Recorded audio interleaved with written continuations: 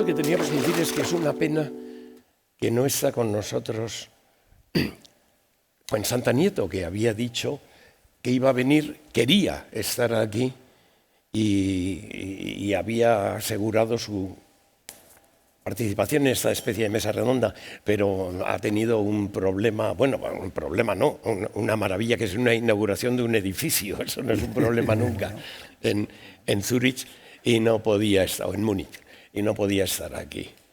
Pero bien, pues lo haremos así, nos toca hablar más a nosotros. Entonces, ¿no?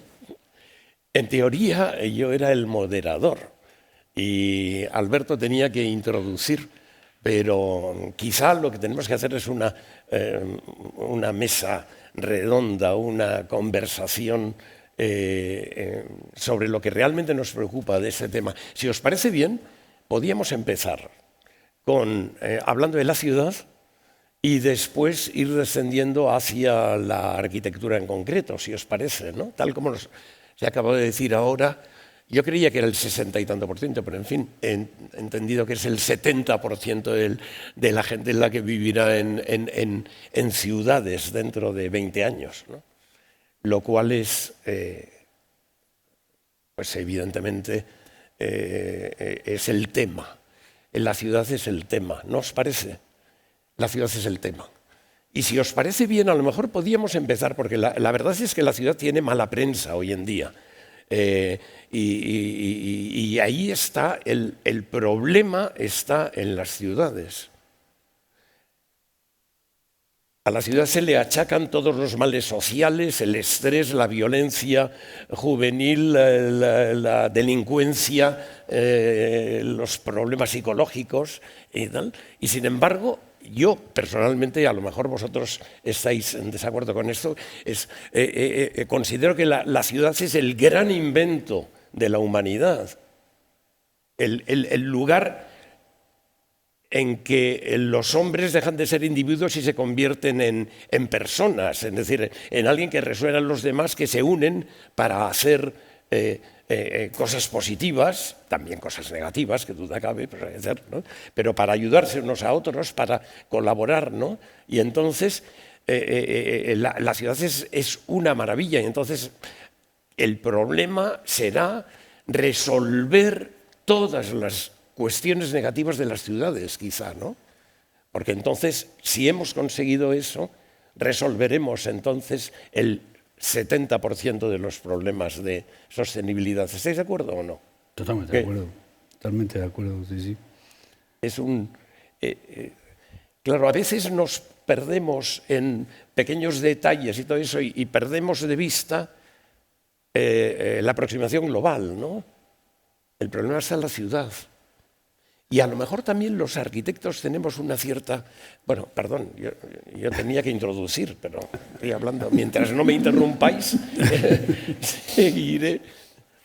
Hay el otro día, con Alfredo García Valdés, participamos en una preciosa actividad que hacía Mad Blue, de Maider López, un artista realmente interesante.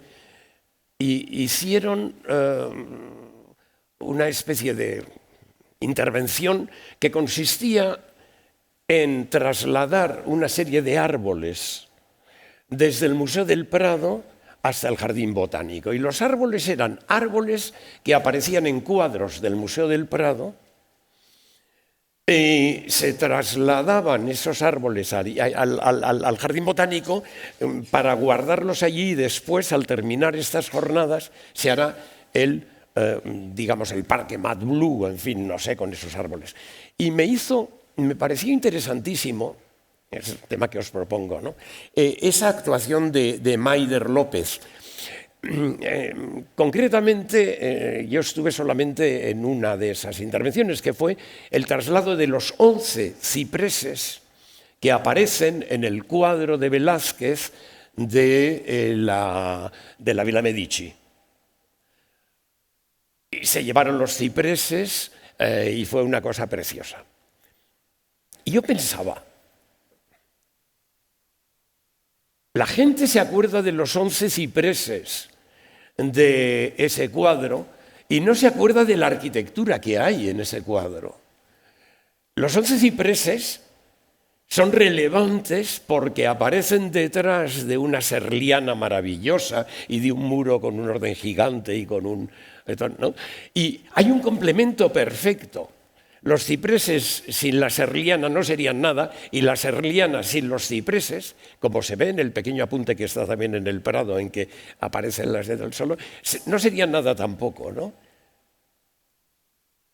¿Por qué no se hace también una intervención de las arquitecturas en la naturaleza? Pero en fin, esto es una tontería porque eso tenía que hacer Maider López y nosotros no somos artistas. Pero quizá esa idea de que durante mucho tiempo se ha considerado que la arquitectura era artificio y por lo tanto enfrentado a la naturaleza, y hemos olvidado que es una tontería eso, que la arquitectura es un complemento perfecto de la naturaleza. ¿Cuántos cuadros de Hubert Robert, de Panini, de todos estos que hacen vistas, vedute y tal, presentan paisajes perfectamente olvidables si no tuvieran allí su ruina, su templete, ¿verdad?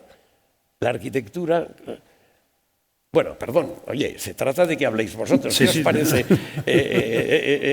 Nosotros hablamos lo que quieran. La verdad es que la ciudad, efectivamente, retomando algo que has dicho antes, es el lugar donde ocurren todas las cosas, ¿no? Donde uno, o por lo menos existe la posibilidad de que ocurran todas las cosas, ¿no?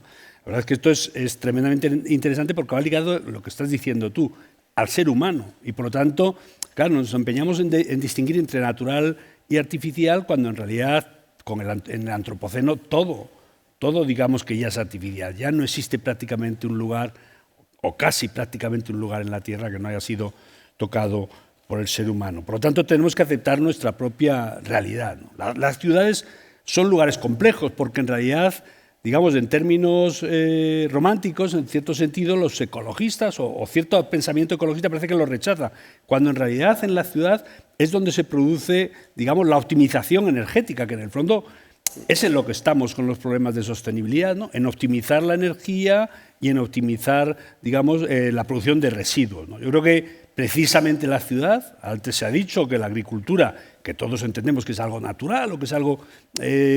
produce muchos residuos, y es que es así, ¿no? La ciudad produce muchos residuos, pero tenemos mucha facilidad para poderlos organizar, ¿no?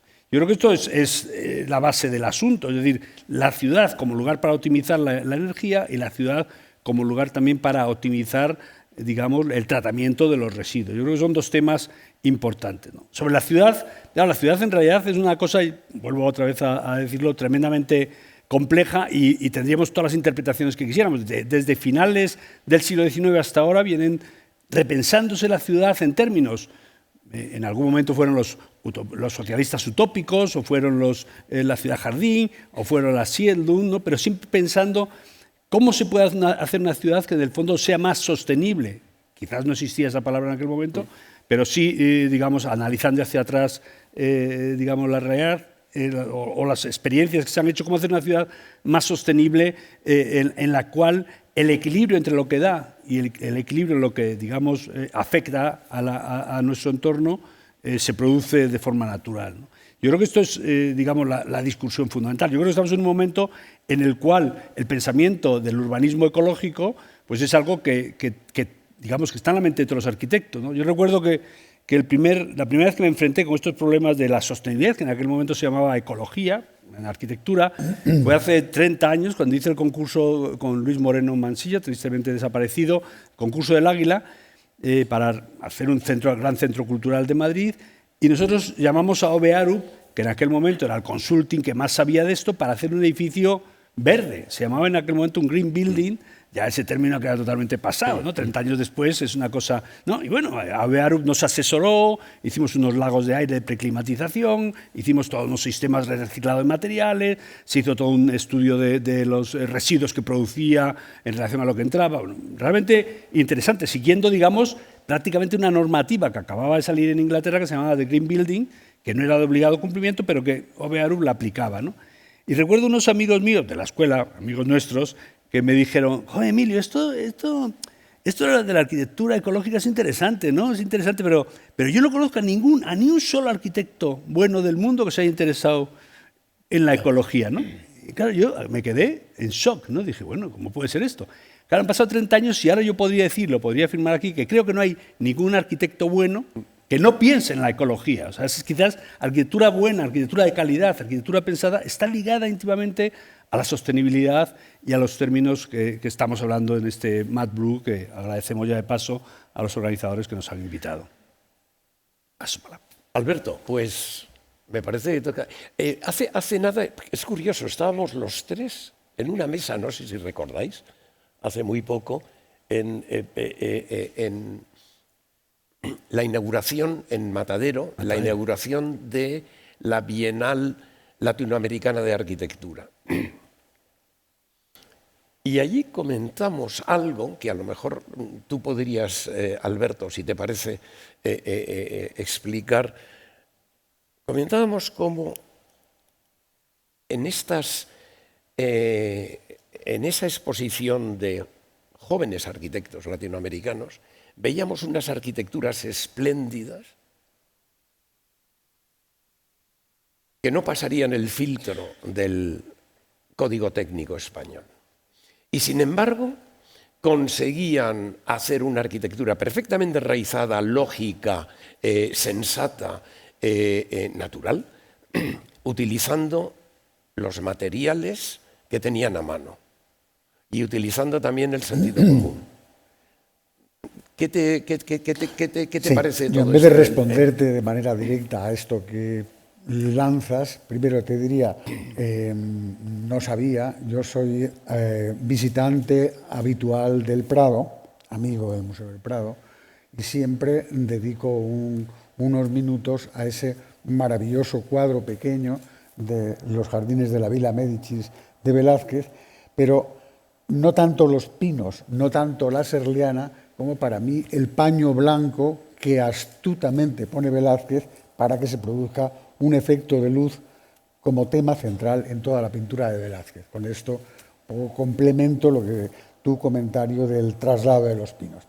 Pero después, como yo había preparado una cosa muy larga que no pienso esgrimir ni utilizar, pero como has puesto el acento, venía con aquello de la sostenibilidad, por lo que nos habíais dicho que estábamos aquí, como has metido el dedo en el centro de la cuestión con la ciudad, yo pondría un ejemplo muy concreto para después que sigáis hablando y recuperar. Esta mañana, a las 12 de la mañana, yo tengo mi estudio de arquitectura en pleno centro de la ciudad, donde estoy feliz, en la calle Almirante. Pero lo mejor de todo es que a las 12 de la mañana subo con mi gente, subimos los 5 o 6 que estamos allí, a tomar un pincho de tortilla a la azotea. Podéis decir, ¿qué dice este señor? Hablo de sostenibilidad, hablo de un mecanismo arquitectónico que es la azotea, donde descubres una y otra vez que es un sitio privilegiado que cumple con todo esto de lo que estamos hablando, sostenibilidad. ¿Cómo no va a ser sostenibilidad tomarse un pincho a las 12 de la mañana con un sol radiante? Hemos hablado con arquitectos tocados por esto, pues hemos hablado de Paimío de Alvaralto, que era un sanatorio para tomar el sol, hemos hablado de los sanatorios solares, hemos hablado del sol como mecanismo de curación que da vida a la ciudad. Y yo siempre que subimos a esta azotea mía, pequeñita, maravillosa, siempre hago el mismo comentario, que uno ve todas las azoteas de alrededor de Madrid, del centro de Madrid, vacías. Y uno dice, ¿eso es sostenibilidad? El no utilizar un mecanismo maravilloso, porque todo esto había comenzado cuando, preparando esto con Ignacio, pues yo le hablaba de cómo en mi ciudad, Cádiz, las azoteas tienen unas chimeneitas que comunican todas las habitaciones de las viviendas que hay debajo, todas tienen un boquete en cada esquina, de manera que se produce, estoy hablando de sostenibilidad, una ventilación cruzada alta que elimina la humedad. Dice, anda, ¿Eso es sostenibilidad? Más que sostenibilidad, yo sustituiría, luego la sustituiré por otra palabra dentro de un rato. Con esto yo termino. Sostenibilidad es sentido común. Es sentido común, el leer y saber dónde están las cosas. Saber que en una ciudad como es Madrid, maravillosa la ciudad, todo lo que se ha dicho, pero en la parte alta, en lo más alto, está lo mejor de lo mejor. La ventilación cruzada alta en las casas de Cádiz del siglo XVIII, del XVII, pues también es un mecanismo. La sostenibilidad es algo más que una palabra ahí rareja. Bueno, y vosotros somos profesores en la escuela, los tres, ¿pensáis que de verdad se está haciendo una cultura de la sostenibilidad en la escuela? ¿Se enseñan los mecanismos y las técnicas de la escuela? Hombre, cuando vosotros y yo corregimos a los alumnos, les corregimos también lo constructivo, y lo constructivo no solo es resistente, sino también sostenible, el que aíslen bien, el que ventilen bien, el que desagüe bien. Un goterón, una cosa tan sencilla como es un goterón para que el agua no ensucie las fachadas. O sea, todo esto va indisolublemente unido. La arquitectura no es una cosa caprichosa que hagamos o que animemos a los alumnos a hacer su capricho. Animamos la Utilitas, la Firmitas y la Venustas. Pero bueno, retomando la exposición que decías tú, efectivamente hay una cosa muy bonita, la exposición de la Bienal de Latinoamericana, y algo que ha dicho también, hilando con algo que ha dicho Alberto, que es el sentido común, ¿no? Son proyectos estos que se producen en Sudamérica, en muchos países de Latinoamérica, no vamos a llamar, o el sur de América, en los cuales, efectivamente, con cierta desinhibición normativa, que quizás aquí en España o en Europa estemos sobrecalentados, ¿no?, con estos asuntos normativos, acaban teniendo un sentido común de razonabilidad en la utilización de los materiales, en la utilización de los espacios, optimización energética, y hacer cosas que tienen sentido común. Por ejemplo, hay cosas tan elementales como, pensando en nuestra arquitectura, ¿no? O sea, nosotros, por normativa, las oficinas y por extensión las viviendas, en verano tienen que tener una temperatura de 20 grados y en invierno tienen que tener una temperatura de 24, pero esto es una barbaridad, esto no tiene ni pies ni cabeza. En realidad, cuando aquí en Madrid hace 35 grados, con que reduzcamos la temperatura como mucho a 26 grados, ya tendríamos una calidad ambiental de las viviendas y de las oficinas magnífica. Sin embargo, se está pidiendo llegar a 20 grados, ¿no? Y en invierno lo mismo. Tenemos cuando viene cualquier persona de fuera de Madrid, llega a la casa y dice, oye, pero esto es una temperatura increíble, ¿no?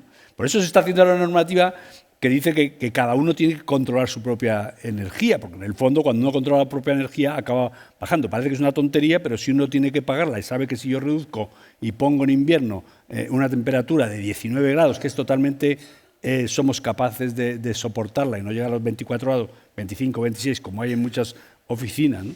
Esto es algo de sentido común, construir más de lo que se debe, ¿no? Cuando vemos estos proyectos de Latinoamérica, son todos proyectos muy ajustados en sus dimensiones, ¿no? Yo tengo la experiencia de que la gente quiere más de lo que necesita, ¿no? Pero digo la gente, me refiero también a las administraciones públicas, se construye más de lo que se necesita en tamaño, en dimensión, ¿no?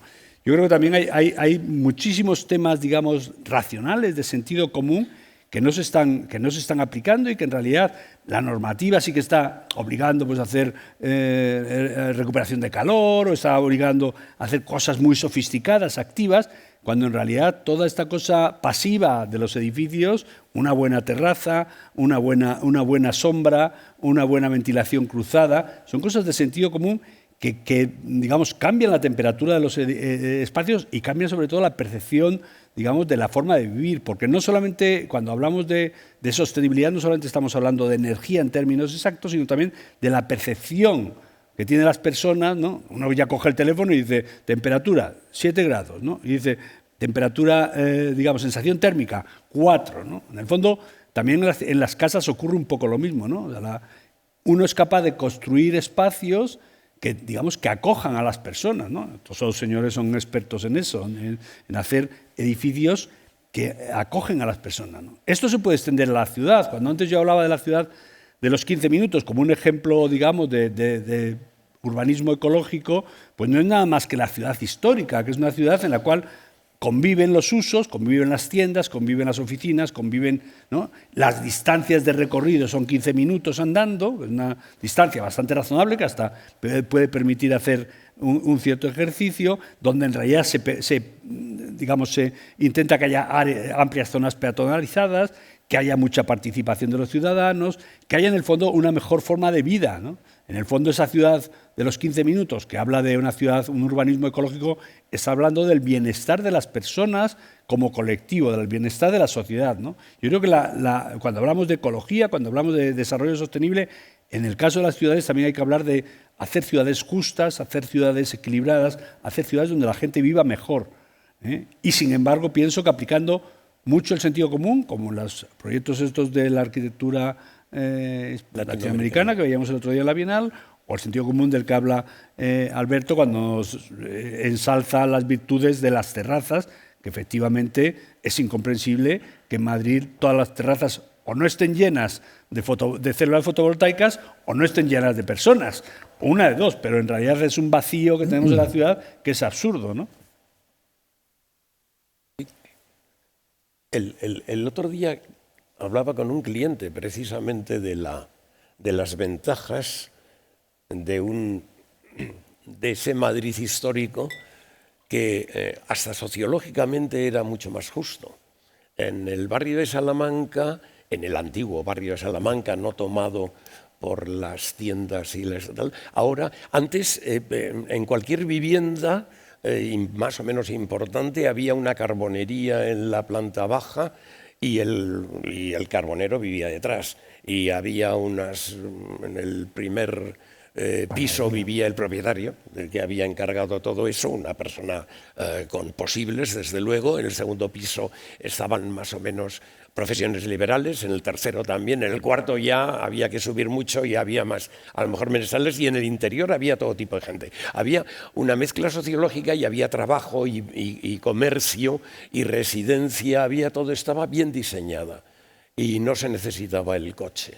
El contraste, pero esto ya es un tema de urbanismo que a lo mejor no da tiempo a entrar. Estoy viendo un diabólico reloj aquí que nos marca el tiempo que queda de vida. Es terrorífico esto, pero bueno. La comparación con los PAUs, ahora en los que no se puede salir más que para pasear al perro y aburrirte mientras y no ver a nadie, es terrorífico, ¿no? Hay un problema que tenemos que resolver, pero ese es un problema de urbanismo que yo creo que el diagnóstico está claro, el problema ahora es aplicar las recetas. Alberto es realmente un experto en la vida, en la ciudad histórica, y tú presumes de ser gaditano y presumes de haber vivido. Lo dice porque vivo en el centro de Madrid, en un zulo, en un cuarto sin ascensor, 86 escalones, que al final los 86 escalones sirven de gimnasio. Claro. Funcionan muy, muy bien, ¿eh? Bueno, pero eres experto en el tema también de la actuación dentro del casco histórico, y también un experto en una cosa que se ha mencionado muy de pasada, pero que a lo mejor conviene subrayar de alguna manera. Hay que conservar. Se acabó ya esa locura de empezar de nuevo sistemáticamente todo. Hay que aprovechar las maravillas del pasado y la herencia del abuelo y la herencia en lo que tenemos. Las ciudades nuevas, sustituidas terriblemente. Es decir, pudieron tener en su momento, ¿verdad? El plan Boisson tenía el atractivo de ser un manifiesto, ¿verdad? Insensato, pero un manifiesto. Pero hoy en día ya hemos aprendido demasiado las barbaridades que vienen de todo esto, ¿no? Alberto, ¿no crees que ha llegado el momento de hacerla? Evidentemente tienes toda la razón, estoy muy de acuerdo contigo, pero yo todavía me atrevería, fíjate, todo esto que había preparado, que no sirve para nada, pero esta mañana he decidido, como el término central de todo lo que querían que habláramos es el término sostenibilidad, en base al ser sostenible energéticamente, constructivamente, que hiciéramos edificios que permanezcan, lo que dice Ignacio, evidentemente, que sean conservables, que los podamos conservar. Y anoche yo releía por enésima vez, como es bueno que en estas charlas o tal se saquen propósitos concretos. Hay un texto maravilloso de Stefan Zweig que se llama El misterio de la creación artística.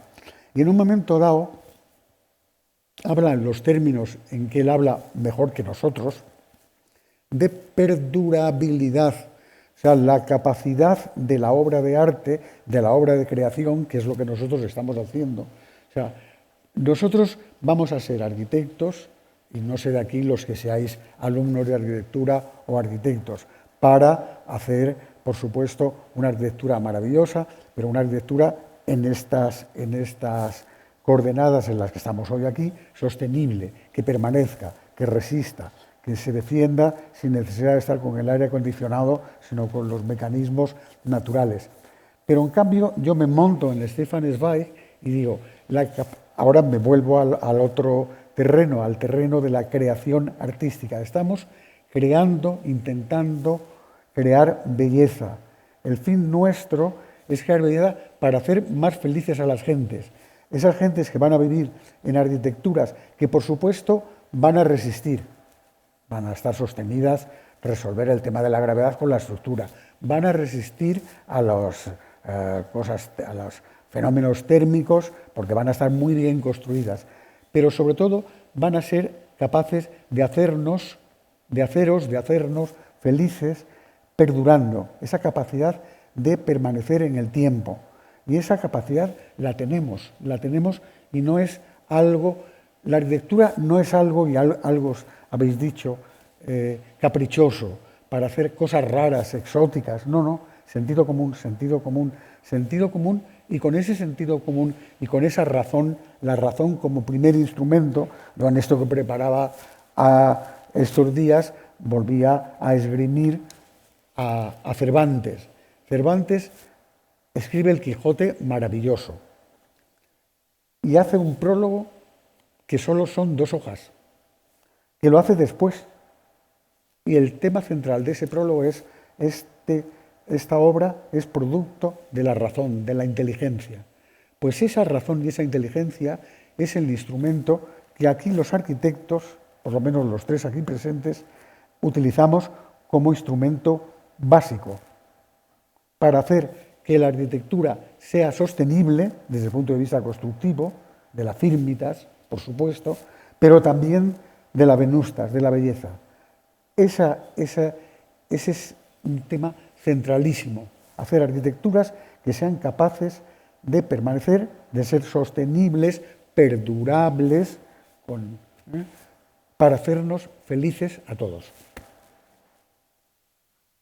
Muy bien. La arquitectura de la sensatez, podría decir. Es curioso que los últimos premios de arquitectura, más o menos relevantes, hayan ido siempre, este año, ha ido a gente que hace ese tipo de arquitectura sensata, ¿no te parece? Es curioso, ¿no? Diébédo Francis Queré ha sido el último Pritzker, un arquitecto es de Burkina Faso, me parece, ¿no? Sí, de Burkina Faso, que formado en Alemania, pero que ha construido prácticamente en todo, en Burkina Faso y en Mali, y que utiliza la sensatez, los materiales absolutamente naturales, la baja tecnología, y es el último Pritzker, que es el Nobel de la arquitectura, ¿no? El último premio de Riva se ha dado ya a Chowdhury, también, un arquitecto de Bangladesh que también trabaja en los slums y utiliza pues esa ya baja tecnología. Ya hablar de tecnología en ese caso es un eufemismo inaceptable, ¿no? Y Anna Heringer y tal. Entonces, son los modelos que están ahora, con lo cual, de alguna manera hay futuro, en el sentido de que esto es lo que se está proponiendo a las nuevas generaciones, que la verdad es que han despertado a la arquitectura en una época de despilfarro, de locura, de arquitecturas fantasiosas, de arquitecturas, bueno, no se puede decir, sí, pero la arquitectura del capricho y del más difícil todavía, y de la banalidad, y de la dificultad, y el más alto, y el más raro, y el más tal. Y en ese sentido creo que es interesante toda esta, que es muy didáctico, ¿no? Esta cosa que han dado todos estos premios, ¿no? Sí, hoy mismo creo que han dado el Mies van der Rohe a las Grafton, también no arquitectura de la sensatez, sí. junto con los jóvenes ha sido la cooperativa La Col. La Col es interesante porque es una cooperativa catalana que, bueno, una cooperativa de arquitectos que trabaja para hacer productos en cooperativas. Se reivindica otra vez el cooperativismo en la vivienda y son viviendas de baja tecnología hechas en madera. Baja tecnología, la madera también tiene bastante tecnología, sí. Pero por lo menos es un material 100% limpio, sostenible, pero que además se produce. Lo más interesante es esa relación que yo hablaba cuando hablaba de la ciudad, en la cual lo participativo también es importante. Lo que ellos, la COL, que ya digo es esta cooperativa, lo que hacen son viviendas en cooperativa de bajo presupuesto, en condiciones sociales bajas, y digamos tratando de sacar el máximo partido, tanto que le han dado el Mies van der Rohe de arquitectura joven, ¿no? sé cómo se diría ahora mismo, pero es interesante, ¿no? Retomando también esa otra cosa que ha dicho antes Nacho, que es muy importante, la reutilización de los edificios, ¿no? Yo creo que es cierto, o sea, ya basta de demoler edificios, ya basta, o sea, no hay que demoler los edificios hay que reciclarlos, como hablamos en otros términos de reciclaje, en la arquitectura también, ¿no? A mí nos han invitado a nosotros, bueno, en Suiza, me contaba hace poco un arquitecto suizo, Jacques Herzog, dice, Emilio, ya en Suiza solamente se pueden hacer arquitectos de madera. Cuestan un 20% más caro, pero son limpios y nosotros solamente hacemos edificios en madera, en Suiza, ¿no? Digo, sois un 20%, bueno, sois un 100% más ricos que España, claro, por eso os permitís un 20% de aumento en la construcción de los edificios, ¿no? Haciéndolos en madera. Pero curiosamente nos hemos apuntado en un concurso que nos han seleccionado en Frankfurt, en Zúrich, perdón, estoy yo con la cabeza, en Zúrich, o sea, en Suiza, en Zúrich, que es interesante porque es una institución, que es bonito el asunto, es una institución que se dedica a promover el reciclaje de partes de edificios para construir otros edificios. Es decir, que lo que están empezando a hacer en Suiza ya no solamente decir no hay que demoler, sino que dicen, cuando demolamos hay que seleccionar las piezas de madera, las piezas de tal, para volver a hacer otros edificios, ¿no? Es decir, el país, o uno de los países ricos de Europa, no iba a decir el más rico, pero bueno, uno de los países ricos de Europa, si está en Europa, que no lo sabemos del todo, pero uno de los países de nuestro entorno más ricos, lo que en la última operación, digamos, que tiene que ver con la sostenibilidad, es decir, si se demuele algún edificio, vamos a reutilizar todas las piezas para hacer ese concurso. Y como esta es la sociedad, nosotros tenemos que hacer un proyecto que es toda base de trozos de edificio, como un patchwork de edificios que han demolido, ¿no? Es una cosa interesante porque realmente yo reconozco que no sé nada de ese mundo y me parece, si sé bastante de rehabilitación y me parece que además es el futuro en nuestra ciudad, en Madrid, una ciudad más pobre que Zúrich, sí tenemos que rehabilitar todos los edificios que se puedan. Hay muchísima, pero no solamente los históricos ni los industriales que tengan valor arqueológico, sino también de arqueología industrial, sino también la arquitectura peor de los años 60. Creo que hay que reciclar las estructuras, hay que reciclar todo lo que se pueda, ¿no?